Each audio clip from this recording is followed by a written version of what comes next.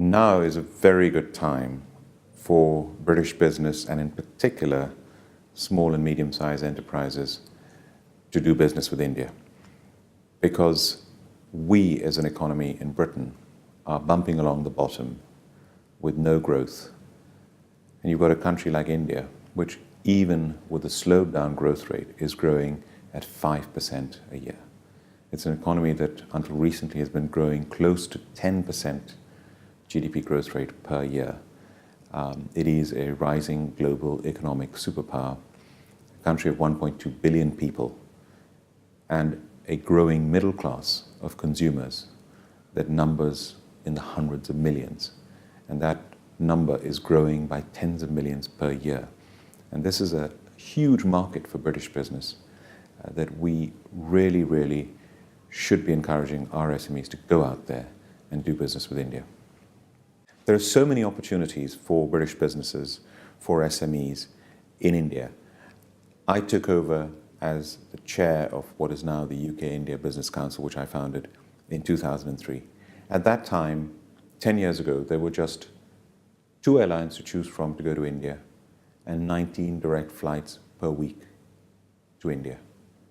Today, there are several airlines to choose from and over 119 direct flights to India per week. I just encourage SMEs to get on the plane and go out and see for themselves the amazing opportunity that exists in India, a country with all its challenges, a country with all its complexity and diversity, has such a huge opportunity for just about any sector that you can think of for British business. And the best thing to do is get on a plane, go out there and see for yourselves. And yet I despair when I give talks to British audiences, British businesses around the country. If I'm speaking to 200 or 300 people and I ask people to put their hands up, how many of you have done business with India or do business with India today? And out of the hundreds of people in the audience, always only a few hands go up. And I say to them, what are you doing? Why are you missing out on this phenomenal opportunity? You can't afford to miss out on it. You cannot afford to ignore India. You've got to go out there and see for yourselves. When one talks about sectors, opportunities for different sectors in India, it's an opportunity in just about every sector that you can imagine. And of course, it doesn't always have to be exporting. Quite often you actually have to operate within the Indian market. So in my business, Cobra Beer, where we have a joint venture with Molson Coors, one of the largest brewers in the world, we have got a joint venture in India, and we own a brewery in the state of Bihar. We have a head office in Mumbai. We operate and manufacture in 4 states in India. It's a question of doing business in India because it's impractical to import beer into India with the duty structure that exists. On the other hand, with other businesses, you can export directly from Britain. There's a lot of support that is available to British businesses from the British High Commission network in India, the High Commission in Delhi, the Deputy High Commissions around the country, the trade offices around the country, the UK Trade and Investment offices in India. In fact, the British High Commission team in India is the second biggest ambassadorial team that Britain has anywhere in the world. That's how much resource we're putting into India and increasing that resource. The UK-India Business Council is about to start opening offices in India so that British businesses can actually go and sit and operate from within the UK-India Business Council offices, where they're given help, advice, pointed in the right direction, introductions made, help on the ground. There is so much help now available for British businesses in India. It's a question of actually taking advantage of it and going out there. India is a huge country made up of lots of different states. I would advise British businesses going into India to not just look at India as a market on the whole, but also to look at each state in India separately, because the states in India are like countries. For example, Bihar, the state in which Cobra Beer has a brewery, has a population of 100 million people. And the states have their own governments, their own chief ministers who are like the prime ministers of the states. And it is very important to look at India state by state. sector by sector, and also to look at not just the giant cities, the Mumbais, the Delhis, Chennais, Kolkatas, Hyderabad, Bangalore's, but also to look at the huge number of cities, now 50 cities that have a population of over 1 million, that are all growing markets and very good markets for British businesses. The most important thing for British business is, when going into a country like India, is to go in with confidence. I think we do not market ourselves well enough as a country. I do not think that we shout from the rooftops with confidence enough, because in just about every sector that you can imagine, Britain has the best of the best capability.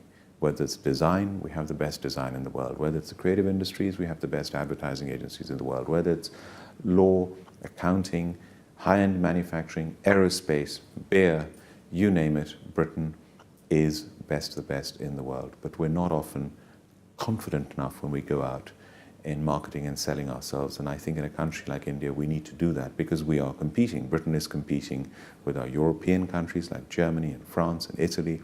We're also competing with Canada, Australia, Japan, the United States of America. As the Prime Minister says, it's a global race, and we have to be competitive when we go into a country like India. Of course, we have an advantage because of the long historical links that we have with India, and there is a natural affinity between the two countries. I always say the two countries in the world that Britain has the closest relationship with, one is the United States of America, the other one is India. So we have that advantage. In terms of an environment to operate in, India, the language of business is English. The rule of law is very similar to British rule of law. The corporate law, business law, the accounting systems, everything is very similar. It's very familiar.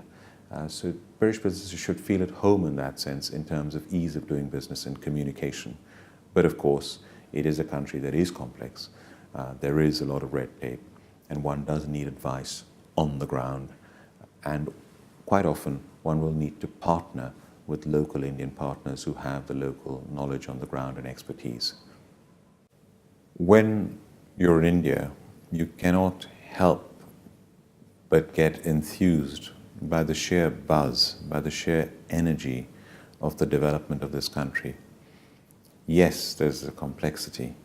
Yes, sadly, there's still a lot of abject poverty and hundreds of millions of people living on less than $1 a day, hundreds of millions of people living on less than $2 a day.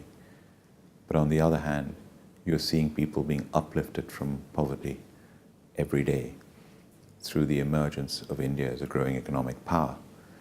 And what one can learn from there is the sheer hunger for success, the sheer desire for people to work hard, to make a success of their lives, to want to be educated, to want to engage with the global world.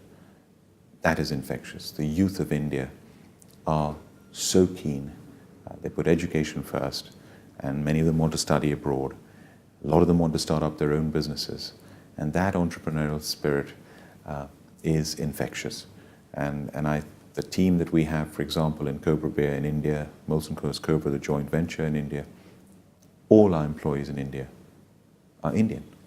And the talents that you have there in India of very highly educated, highly motivated people, a lot of companies are realizing that you don't need to bring in people from abroad. You can use Indian talent in India, and they work so incredibly well. And I think that there's a lot that one can learn in terms of the sheer desire to want to succeed as people and as a country is marvelous. And we take so much for granted in Britain. We are a tiny country. We are less than 1% of the world's population, but we're still one of the top 10 economies in the world. And we sit at the top table of the world. But we cannot stand still. And here's an ideal opportunity for Britain to partner with a country like India to both countries' mutual success. I've been on all four of the last Prime Ministerial delegations to India, with Prime Ministers Tony Blair, Gordon Brown and David Cameron twice. And the last delegation we took out to India was the biggest and most diverse delegation that we have ever taken out to India. And we had representation from SMEs, from giant British companies, and from just about every sector you could imagine, from publishing to aerospace, to automobiles, to brewing. We also had representation from culture and media. We had the head of the British Library, the head of the British Museum.